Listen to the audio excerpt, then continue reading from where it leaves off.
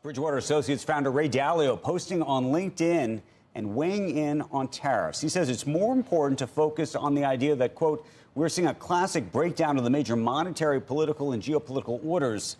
This sort of breakdown occurs only about once in a lifetime, but they have happened many times in history when similar unsustainable conditions were in place. Joining us right now, first on CNBC, is Bridgewater founder Ray Dalio, and we're thrilled to have you here on a morning when we're still trying to make sense of what all these tariffs mean, Ray, and frankly, how all of this plays out. So to the extent that you can help us with the history, or at least a history lesson, if you think there are parallels, how does this play out? Good to see you, Joe. Andrew, Joe, and Becky. I think that we don't understand how the cycle goes because it comes along about once a lifetime. But there are orders, there are systems, and the systems break down for certain reasons, and it creates cycles. For example, there's a monetary system, and then there's a debt cycle. And so as a result, we now have, one man's debts, another man's assets. And when you build these up and you get to a point where you can't sustain that, you have a debt issue. We have a debt issue. We can get into that. But there's a monetary cycle.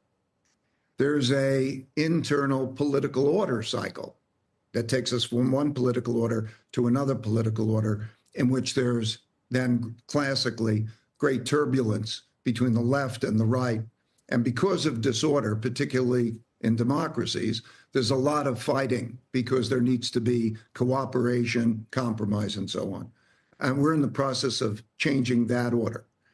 In addition, we have the international world order. International world order began in 1945. There's a war. You win a war. The dominant powers get to set the rules. That was a series of multilateralism, things like the United Nations World Trade Organization, World This and World That. And that multilateralism is then breaking down for unilateralism for the same reasons. So there are these three orders related to too much debt. Debt is money. Second, internal order. How does our system work? Who's going to get control of this problem? And then number three, in addition of the five main forces, there's also throughout history climate, acts of nature. Droughts, floods, and pandemics have killed more people and toppled more orders. And then there's also throughout history, man's inventiveness and new technologies, which is creating this transformative result. Right.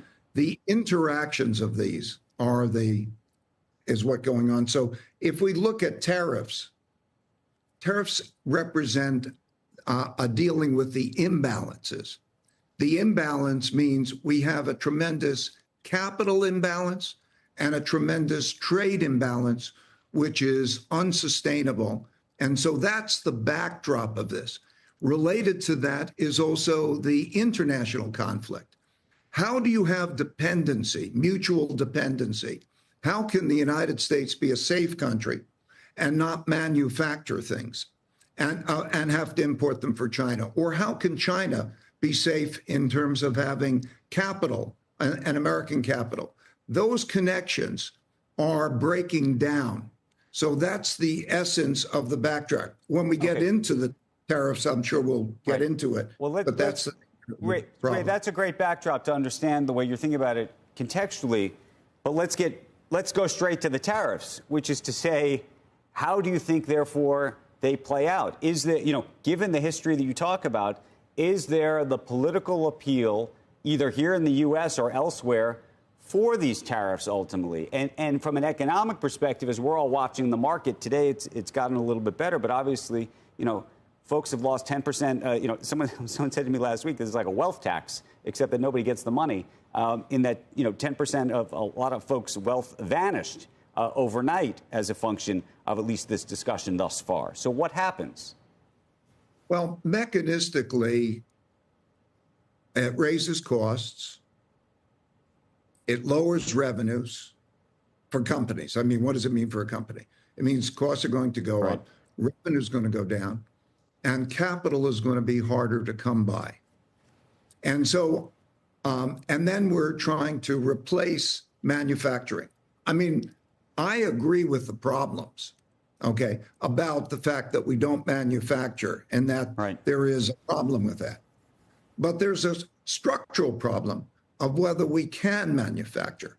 We have a population that basically 3 million people, 1% of the population, is incredibly brilliant. I mean, they go to the best schools, they come out, they make the unicorns, inventiveness, half of which, by the way, are foreigners. And at the same time, they are making the unicorns. At the same time, what we have is 10% of the population around them that's doing very well. The 60% of the population has below a sixth grade reading level. And it's tough to be productive. So when we agree with the problem, too much debt, Secretary Bessent and others agree we should get it down to 3%. We have to get the budget deficits down to 3% of GDP. This is not, we all agree on the problem. The question is, what do we do about it? How do you create that self-sufficiency? And so from a practical point of view, that manufacturing is very difficult under this set of circumstances to create within the United States, yet it's needed.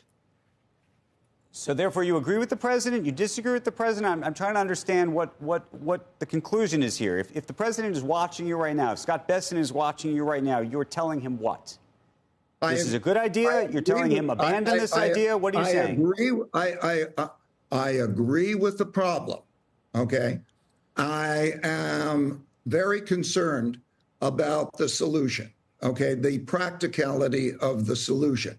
In other words, I think that this is going to create not only the problem, the capital markets problem that I'm talking about related to prices going up, costs going up, prices, revenue going down, and capital problem.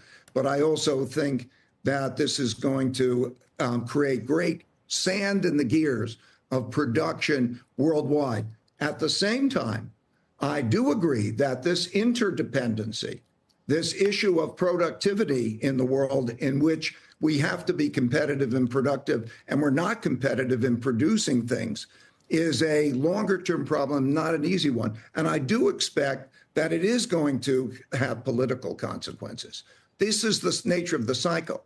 It is coming also at the same time as we have a budget issue. Now, the budget issue is a comparably important issue. So as we look ahead in the months ahead, we have to get the budget deficit down to 3% of GDP.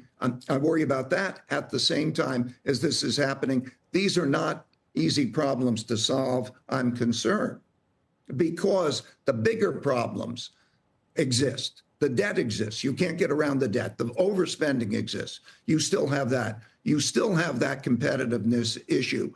These have repeated throughout history. We're in a period that's very much like the 1930s.